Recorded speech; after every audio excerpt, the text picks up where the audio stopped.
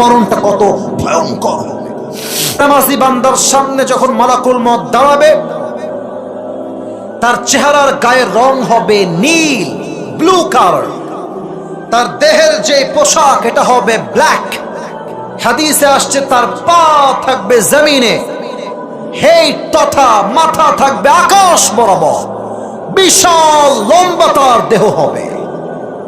এসে একটা ধমক দিয়ে বলবে, এই বেনামাজি, ইয়া আইয়াতুহান নাফসুল খাবিথা উখরুজি ইলা গাযাবিল্লাহ, বের হয়ে আয়, আল্লাহর গজব জাহান্নাম তোর জন্য অপেক্ষায় আছে।